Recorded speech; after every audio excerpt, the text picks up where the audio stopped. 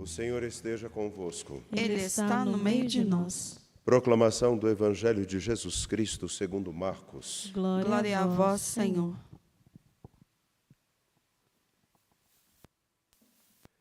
Naquele tempo, chegaram a mãe de Jesus e seus irmãos. Eles ficaram do lado de fora e mandaram chamá-lo. Havia uma multidão sentada ao redor dele. Então lhe disseram: tua mãe e teus irmãos estão lá fora à tua procura. Ele respondeu: quem é minha mãe e quem são meus irmãos? E olhando para os que estavam sentados ao seu redor, disse: aqui estão minha mãe e meus irmãos. Quem faz a vontade de Deus, esse é meu irmão, minha irmã e minha mãe. Palavra da salvação. Glória a vós, Senhor. Terça-feira da terceira semana do tempo comum. O comum da história que nos dá a oportunidade de vermos a grandiosidade daquele que entra em nosso viver e em nossos dias. Aquele ao qual o Salmo vai dizer: ó portas, levantai vossos frontões, elevai-vos bem mais alto, antigas portas, a fim de que o Rei da Glória possa entrar. Esse pequeno versículo demonstra a grandeza daquele a quem, no cotidiano de nossa história, se apresenta a nós. Ao dizer no Salmo 23, 24, para as portas se levantarem e os frontões serem alargados, ou seja, que as portas sejam alargadas o máximo possível, porque aquele que é o Senhor dos Senhores, aquele que é o maior de todos, aquele que realmente é o motivo e a razão para estarmos aqui de pé, fortes, reconstruindo nossa história, ele vai chegar, ele adentrará em nossa história, ele ocupará o seu lugar.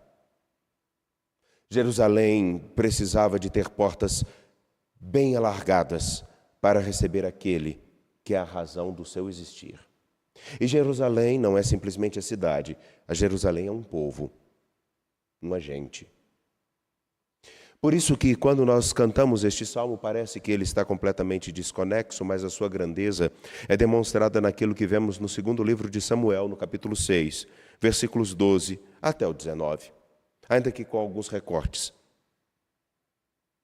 Davi põe-se a caminho trazendo a Arca da Aliança, que era o sinal do Deus que caminhou com seu povo desde muito tempo.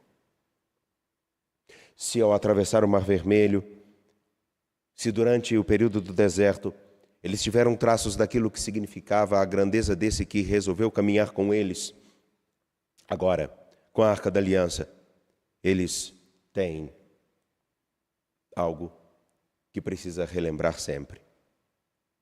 Eles precisam relembrar sempre o grandioso, o Rei dos Reis, Deus dos deuses, Senhor dos exércitos, o El Shaddai, o Adonai. Ele está entre nós. Enquanto Davi dança e enquanto Davi demonstra o seu júbilo, trocando trombetas, e introduzem a arca numa pequena tenda. Ali está condensada uma riqueza singular. Aonde está o templo no qual o Senhor habitaria? O templo seria o seu povo. Aonde o seu povo está, ali está o seu Deus. Porque ele havia dito: eu serei para vós um Deus, e vós sereis o meu povo. Eu serei para vós um pai, e vós sereis para mim filhos. Davi canta de alegria, trazendo aquilo que é o sinal da presença daquele que continua e perpetua-se com seu povo. Todos ao redor da arca, na verdade, não estão ao redor de um objeto miraculoso. Eles estão ao redor daquilo que é o sinal de quem escolheu ficar com eles. A alegria de Davi dando solenidade na introdução da arca em Jerusalém. Em outros tantos lugares existia um culto, em Betel, mas Jerusalém era o ponto alto de uma caminhada na qual toda liberdade, toda a vida tomaria uma nova cor. Ali começam a se estabelecer como um grande povo, conduzidos por Davi. Passada a tribulação, inclusive internamente, agora são nova gente, nova história.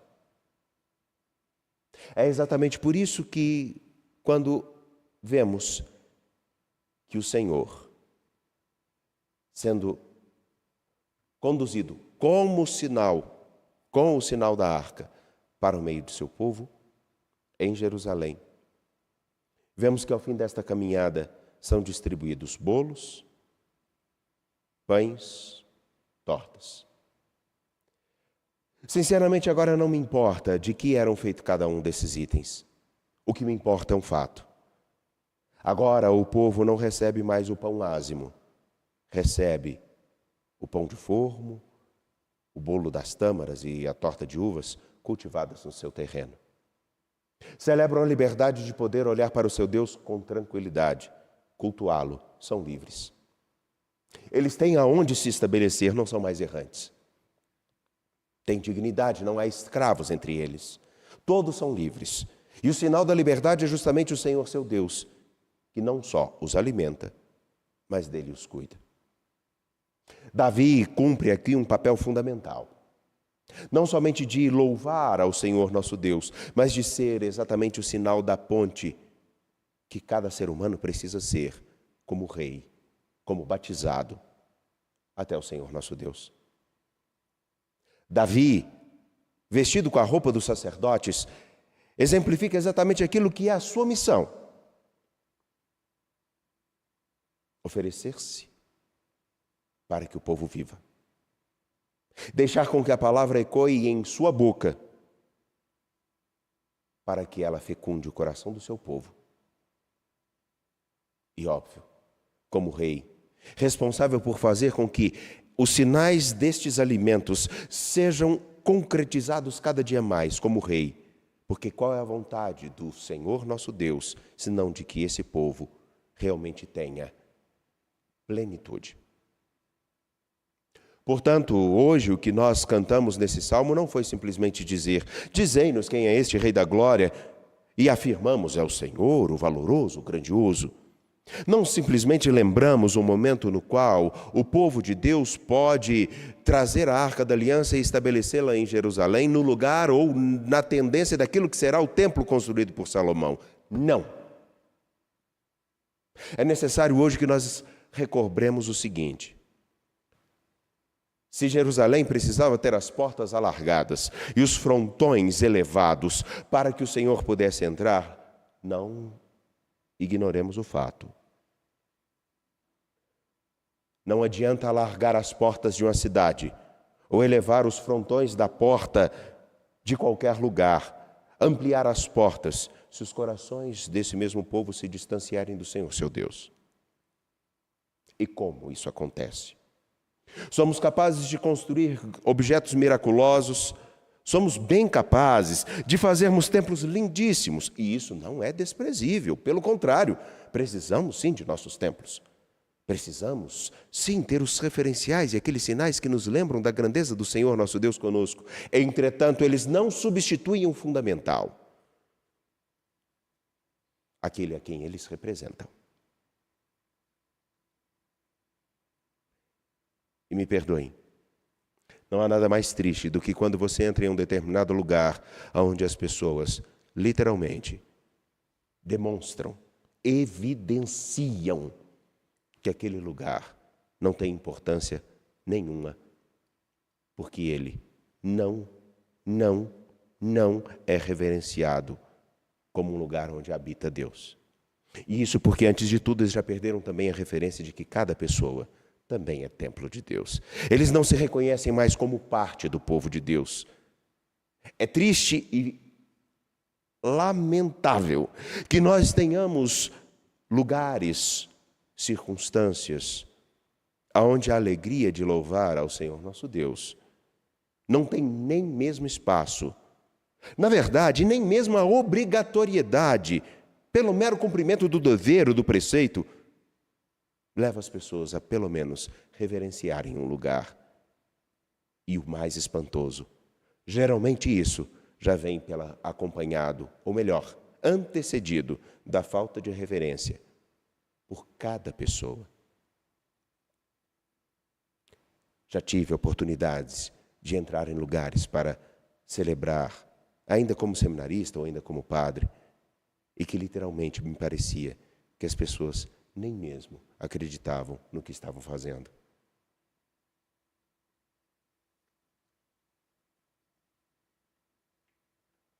E isso é triste. Portanto, meus caros, a porta a ser alargada, os frontões a serem elevados, não são dos templos. As tendas que precisam ser colocadas no centro não são de panos. Hoje, o lugar que precisa, em primeiro lugar, ser alargado é a nossa história. É o nosso viver. Seriam nossos corações. E me permitam voltar àquela imagem do Evangelho de domingo, onde Jesus vai a Neftali, Zabulon, se instala em Cafarnaum. O lugar que, teoricamente, Deus nunca poderia ir. E é ali que ele vai. Mais do que qualquer coisa, o que este dizer do Evangelho de Mateus traz a nós é que o Senhor nosso Deus, sim, quer chegar com facilidade a todos os homens. Ele quer alcançar todos. Cafarnaum seria um grande corredor comercial e de circulação de pessoas. Ele o quer alcançar. E esse o quer é a mim, a você. Ele o quer alcançar. Mas o queremos receber? É fato que ao percorrermos também um pouco do Evangelho, veremos que tempo a tempo, pouquinho a pouquinho, Jesus começa quase que ele vai se afastando daquilo que seria o templo. Mas também ao se aproximar de outros tantos cantos, se afastando da sinagoga, do templo, dos seus mais próximos e se aproximando de outros, há também a resistência. Prova de que se o coração do ser humano não alargar-se para acolhê-lo, sinceramente, poderemos fazer coisas suntuosas, poderemos fazer coisas maravilhosas. Poderemos, inclusive, ter aqueles que fazem milagres, pirotecnias evangélicas, mas, no fundo, no cotidiano, nada muda. Corruptos continuam falando, pregando. Dinheiros continuam sendo desviados por diversas instituições, cristãs ou não. Promessas continuam sendo feitas para angariar votos ou não. Alguns continuam usando seus objetos, sejam crucifixos, terços, bíblias, ou até mesmo os símbolos dos seus ministérios em toda e qualquer denominação, e nada muda. Porque o principal lá não se encontra. Aliás, até se encontra, mas não é visto. Não lhe é dado espaço. Não é reconhecido. E quem é esse? Aquele que nós dizemos no Salmo: dizei-nos quem é este Rei da Glória. É o Senhor, o valoroso, onipotente, o Senhor poderoso nas batalhas. Então, ó portas, levantai vossos frontões, as portas de nossos corações, de nossa história. Elevai-vos bem mais alto, antigas portas, a fim de que o Rei da Glória possa entrar. Mas ainda persiste uma pergunta: quem é o Rei da Glória? O Rei da Glória seria aquele marcado pela nossa onipotência, ou a pseudo-onipotência, nossa autossuficiência, nossa ignorância, talvez até pela nossa falsa piedade. Quem é o Rei da Glória? Com certeza, aquele que ocupa em muitos lugares, muitos destaques, não é aquele a quem Davi reverencia. Parece-me que a Arca da Aliança que Davi traz como um símbolo, ela é um sinal concreto daquilo que ele não tem dúvida: o Senhor está conosco. O povo canta e tenha certeza, o Senhor está conosco. Percebe-se sua presença. Esse mesmo Senhor os alimenta, como alimentou ao longo de tanto tempo, de tanta história. Mas com o passar dos anos, com o costume, o povo, Davi, vão se afastando daquele que lhes deu a liberdade, lhes deu a dignidade, e os chamou de filhos, e os fez seu povo. Nós não podemos cometer o mesmo erro. Já vemos os frutos disso. A desconsideração pelo ser humano já é uma concretização de um afastamento, de uma falsa piedade, de uma falsa espiritualidade, de uma pseudo-adesão à fé. Tenhamos a certeza, isso não é mérito dos que estão longe de nós, mas dos que estão muito perto. É preciso que nós tenhamos atenção para ver se nossas obras, o nosso viver, corresponde ao louvor de quem sabe-se, como Davi. Ponte entre Deus e os homens. Lugar no qual Deus pode falar para conduzir. E quem tem a responsabilidade de fazer com que a vontade dele chegue até a última pessoa. O seu viver demonstra a grandeza daquele que nos conduziu até aqui?